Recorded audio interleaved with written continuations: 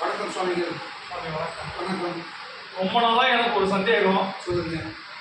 குளிகை நேரத்தில் விவாக சுபமுகூர்த்தம் செய்யலாமா செய்யக்கூடாதா? மேலையும் குளிகை நேரத்தில் எது எது செய்யலாம் எது எது செய்யக்கூடாது, இந்த ஒரு சின்ன சந்தேகம் எனக்கு ரொம்ப நாளாகவே இருக்குது. சுவாமி, உங்கள் பேர் என்னன்னு நாங்கள் தெரிஞ்சுக்கலாமா? சதீஷ்குமார். என்ன ஊர்? நான் ஜி தேவனூர்.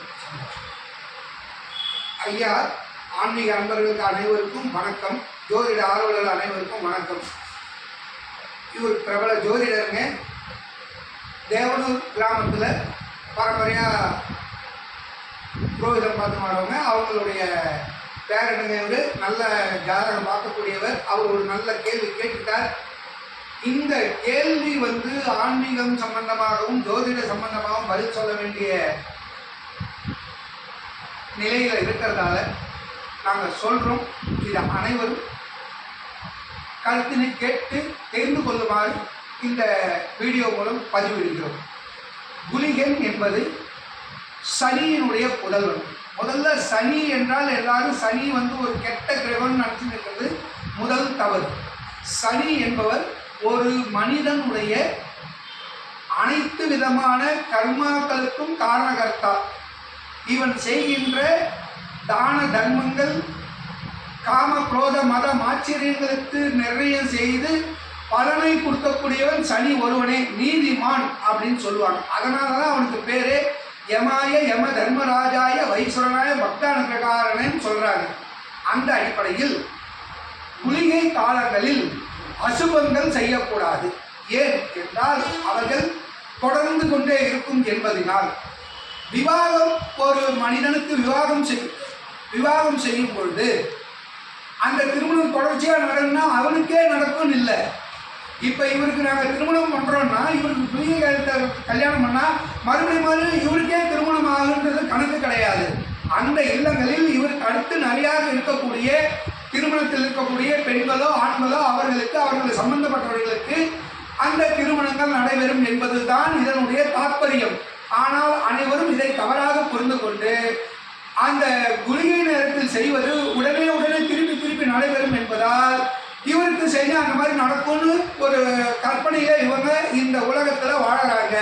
அது முதல் தவறு. அந்த கருத்தினை அகற்றுமாறு கேட்டுக்கொள்கின்றோம். திருமணம் செய்தால் அந்த இல்லங்களில் மேலும் மேலும் சுபங்கள் நடக்கும். இப்போ திருமணம் ஆன உடனே ரொம்ப நாள் குழந்தை குட்டி இல்லாமல் இருக்கிறவங்க இருக்காங்க, உடனே கர்ப்பம் தரிக்கிறவர்கள். அந்த மாதிரி இவங்களுக்கு அந்த குளிகை நேரத்தில் செய்தால் உடனடியாக கர்ப்பம் தரிக்கும், வம்சம் வளரும். அதே போன்று அசுபங்கள் நடக்குதுன்னு வச்சுக்கோங்க. இதை யாரையும் குறையாக சொல்லலை, நடக்கணும்னு சொல்லலை. அந்த இல்லத்தில் அசுபங்கள் நேரும் பொழுது குளிகை நேரத்தில் அவைகளை செய்தால் மீண்டும் மீண்டும் அந்த கிரகங்களில் அசுப நிகழ்ச்சிகள் நடந்துவிடும் என்பதனால் தான் அவைகளை ஒதுக்கி வைக்கப்பட்டுள்ளது முன்னோர்கள் செய்தது. ஆகவே அசுபங்கள் கிரியைகள் தொடரக்கூடாது என்பதனால் தான் குளிகை நேரத்தில் அசுப நிகழ்ச்சிகளை ஒதுக்கி வைக்கப்படுகின்றன. அதே நேரத்தில் சுப நிகழ்ச்சிகள் நடைபெறுமானால் அந்த குடும்பத்திலே மேலும் மேலும் சுபங்கள் அதிகரிக்கும். சுபங்களுக்காக தானே நாம் வாழ்கின்றோம். ஆகவே சுப நிகழ்ச்சிகளுக்கு முக்கியத்துவம் குளிகை நேரத்தில் தரப்படுவதே வேண்டும் என்பது ஜோதிட விதி. வேற என்ன ஐயா சந்தேகம்?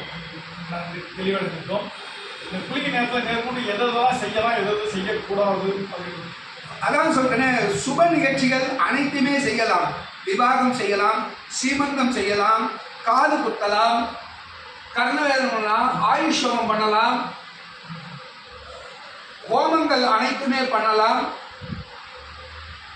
சுப நிகழ்ச்சிகள் மஞ்சள் நீராட்டு விழா பண்ணலாம், நிச்சயதார்த்தம் பண்ணலாம். அனைத்து சுபகாரியங்களும் குளிகை காலத்தில் செய்யலாம்.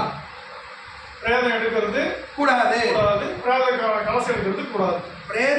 பிரேதத்தையும் அகற்றக்கூடாது. பிரேத நேரத்தில் அந்த கிரியையை குளிகை நேரத்தில் அசுப காரியங்களை ஆரம்பிக்கக்கூடாது. கடன் வாங்குவது தவிர்க்கப்படும். கடன் கண்டிப்பாக வாங்கக்கூடாது. குளிகை நேரத்தில் கடன் வாங்கினே தான் இருக்கணும். பெருமாள் குபேரன் வாங்கின மாதிரி தான் நம்ம வாங்கினே தான் இருக்கணும். நம்மளால் கொடுக்க முடியாது, இப்படி தான் இருக்கணும்.